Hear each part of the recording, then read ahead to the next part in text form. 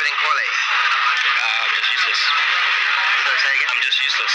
Is that 7 time world champion, 370 में से 105 races जीती, 202 बार पोडियम पर ट्रॉफी उठाई, F1 की दुनिया का शाहरुख खान, एक ऐसा नाम जिसके लिए मर्सिडीज ने अपने पूरी टीम के रूल्स तक तोड़ दिए थे, एक बंदा जिसके नाम से गाड़ियों के पोस्टर बिकते हैं, जिसने एक समय पे रेसिज्म, मीडिया बाइस और पूरे मोटर स्पोर्ट सिस्टम के अगेंस्ट लड़के जीत हासिल की थी, और आज वो बंदा लाइव टीवी पर पूरी दुनिया के सामने बोलता है आई एम यूजलेस। ना उसने फरारी को ब्लेम किया, ना अपनी टीम की गलती गिनाई, और ना ही गाड़ी पर ब्लेम डाला। अपनी हार का सारा ब्लेम उसने खुद पर लिया और मीडिया को दिखा टीआरपी। एक बंदा जो खुद वर्ल्ड चैंपियन है और खुद को यूजलेस बोल रहा है, इससे बड़ी न्यूज क्या होगी? और लग गई सारी मीडिया हाउस टीआरपी बटोरने में। टीवी पर चिल्ला चिल्ला कर हेडलाइंस बनाए गए, फरारी की गाड़ी तो परफेक्ट है। आखिरकार वो एक फरारी जो है कमी लुइस के अंदर है। अब उसके अंदर वो चार्म नहीं रहा, वो जीत नहीं पा रहा तो बहाने बना रहा है, इमोशनल ड्रामा कर रहा है। लुइस का टाइम जा चुका है, अब F1 को एक नए लेजेंड की जरूरत है। लेकिन किसी ने ये नहीं सोचा कि एक बंदा जिसने 12 साल F1 पर सिर्फ राज नहीं किया, हर बार पोडियम पर ट्रॉफी उठाई और शैंपेन शावर में पुतिन तक को नहीं छोड़ा,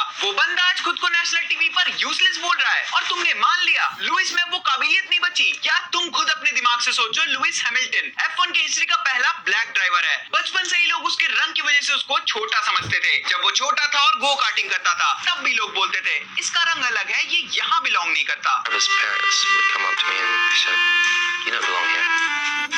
Go back." उसके पापा उसकी रेस देखने सबके साथ खड़े होते थे तो ऑर्गेनाइजर्स बोलते थे सिक्योरिटी हटाओ इनको। लुइस के पास पैसा नहीं होता था तो दूसरों के पुराने टायर्स और इंजन से रेस करता था, पर फिर भी जीत के दिखाता था। स्पेन में एक बार कुछ लोगों ने अपने चेहरे पर काला पेंट किया और टी शर्ट पे लिखा हैमिल्टन फैमिली। लोगों ने उसके साथ साथ उसकी फैमिली तक का मजाक उड़ाया, वो भी पूरी दुनिया के सामने। वो तब भी नहीं टूटा, 21 साल की उम्र में वर्ल्ड चैंपियन बना, तब भी लोगों ने उसका मजाक उड़ाया उसकी रंग की वजह से, जिसमें उसकी कोई गलती नहीं थी। वो तब भी नहीं झुका, सिर्फ अपने आप को और बेहतर बनाया। और जब वो इंसान तब नहीं टूटा, वो अब टूट जाएगा। तुमने एक इंटरव्यू में देखा कि लुइस बोल रहा है मैं यूजलेस हूँ और फरारी को नया ड्राइवर लाना चाहिए, और तुमने मान लिया। भाई थोड़ी अपनी बुद्धि का इस्तेमाल करो, जरूरी नहीं है कि जो तुम सुन रहे हो वो हर बात सच ही हो। और 2 अगस्त हंगरी में जो हुआ उसमें तुम्हें लगता है लुइस की कोई गलती है, वो अच्छा परफॉर्म नहीं कर पाया? अरे भाई वो लुइस हैमिल्टन है, हलवा नहीं है उसको तोड़ना। तुमने फोकस किया यूजलेस पर, और हैमिल्टन ने जो बोला कि बैकग्राउंड में काफी कुछ चल रहा है जो ठीक नहीं है। There's a lot going on in the background.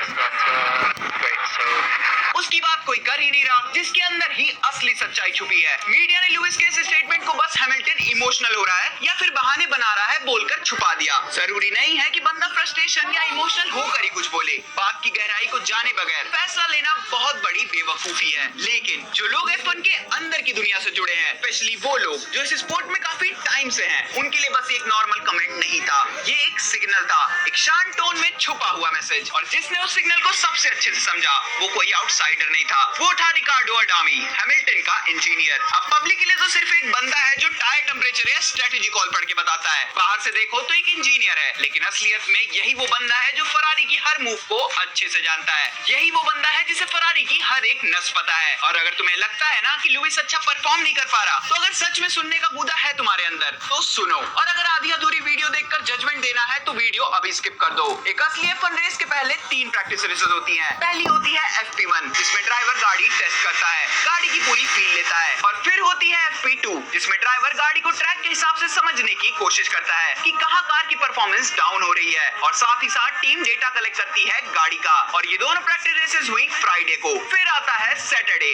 2 August. Louis अपनी 3rd प्रैक्टिस रेस से पहले टीम से क्लियरली कहता है गाड़ी ब्रेकिंग के टाइम पे हिलती है, रियर एंड ज्यादा लूज फील हो रहा है, मुझे ब्रेकिंग के वक्त ज्यादा कॉन्फिडेंस चाहिए। और अब ये लाइन कोई कैजुअल फीडबैक नहीं था, लुइस ब्रेकिंग पे मास्टर है, उसके हर रेस का आधा जादू ब्रेकिंग से ही आता है। वहीं दूसरी तरफ लेरक ने भी अपनी कार में कुछ चेंजेस करवाए अपने अकॉर्डिंग, और इंजीनियर्स ने दोनों ड्राइवर्स की बात सुनी और दोनों गाड़ियों में चेंजेस किए ड्राइवर्स के अकॉर्डिंग। लुइस ने 3rd प्रैक्टिस रेस में गाड़ी चलाई, गाड़ी फील की, और जैसे ही पिट लेन में वापस आया उसने बोला परफेक्ट, मुझे यही चाहिए था। और जिन लोगों को नहीं पता उन्हें बता दूं, F1 की असली रेस से पहले होती है एक और रेस जिसे बोलते हैं क्वालिफाइंग। सिंपल भाषा में समझे तो जैसे क्रिकेट में टॉस होता है डिसाइड करने के लिए कि कौन पहले बैटिंग करेगा, वैसे ही क्वालिफाइंग रेस डिसाइड करती है कि संडे को होने वाली रियल रेस में में कौन सा ड्राइवर सबसे आगे स्टार्ट करेगा, यानी जिसने भी पूरे ट्रैक का चक्कर सबसे कम टाइम में कंप्लीट किया वो आता है पोल पोजीशन पे, यानी नंबर 1 स्पॉट। अब क्वालिफाइंग स्टार्ट होती है। गाड़ी वही थी, ट्रैक वही था, ड्राइवर वही लुइस था, जिसका सेटअप